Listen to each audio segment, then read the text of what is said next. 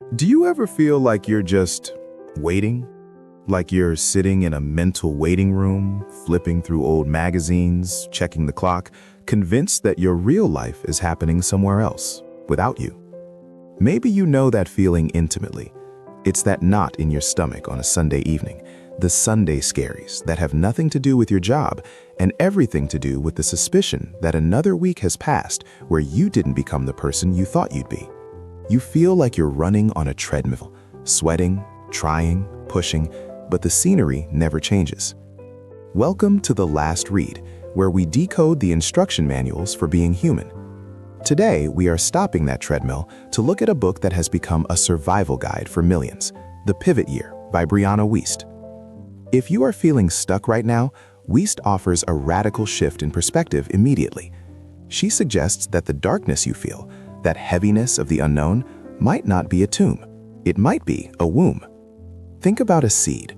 When it's buried in the dirt, surrounded by pressure and darkness, it probably thinks it's the end. But for the seed, being buried isn't the conclusion, it's the planting.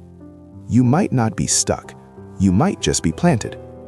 But once you realize you're planted, how do you grow in the dark? This is where Wiest shines as a modern philosopher for the burnout generation. We live in a culture obsessed with achieving, the external hustle, the grind, the accolades. But Wiest shifts the goalpost from achieving to becoming.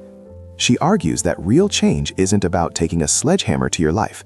We often think we need to quit the job, move to Bali, and burn everything down to start over. But the pivot year suggests the secret is much quieter. It's about the pivot. Now, a pivot isn't a jump. A jump is reckless. A pivot is a grounded internal turn.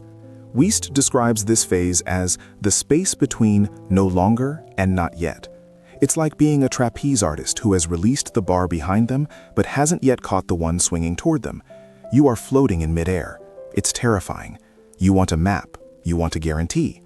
But Wiest warns us, a map is just someone else's path. What you need in this season is a compass. Navigating this in-between space requires two difficult things: grieving the old and trusting the fog. First, the grief. There is a misconception that becoming is just about adding new things to your life, but you cannot build a new life on top of an old one without the foundation crumbling. You have to clean out the closet. You have to pull everything out, look at the things that no longer fit, and decide to let them go. And the hard truth is, your new life is going to cost you your old one. You have to be willing to feel that hollowness, that specific sadness of saying goodbye to who you used to be, even if that version of you was unhappy. And once you've let go, you're left staring into the fog. This is where the anxiety spikes. We want to see the destination, but Wiest uses a brilliant metaphor here: driving at night. When you're driving in the pitch black, your headlights only see about 200 feet ahead. You can't see the destination. You can't even see the next town. But you can make the entire journey just seeing those 200 feet. You don't need to know the ending. You just need to know what is true north for you right now. You have to move from asking, "What if I fail?" to asking, "What is happening right now?" So how do you actually move the car forward? This brings us to the 1% rule. We are addicted to the idea of the quantum leap, the overnight success. But the pivot year reminds us that life changes in the quiet moments nobody sees. It's compound interest. It's choosing a glass of water over soda. It's choosing 10 minutes of silence over scrolling. These microscopic choices are votes you cast for your future self. Because, as Wiest profoundly states, you don't get what you want in life, you get who you are.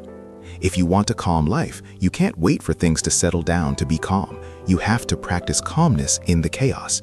You have to act as if. Not fake it till you make it, but embody the energy of the person who has already made it through the fire. And here is the most liberating part of this entire philosophy. We love to wait for January 1st. We love to wait for a Monday. But a pivot doesn't care about the calendar. The calendar is arbitrary. You don't need a new year to have a new life. You just need a new thought. You are not waiting for your pivot year to begin. You are already in it. The moment you decide you are no longer available for a life that doesn't feel like your own, that is the moment the pivot happens.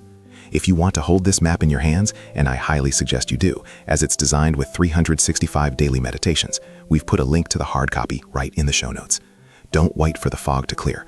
Turn on your headlights, trust the 200 feet in front of you, and start driving. I'm your host, and this has been The Last Read. Make sure you subscribe so you never miss a day of wisdom. Until next time.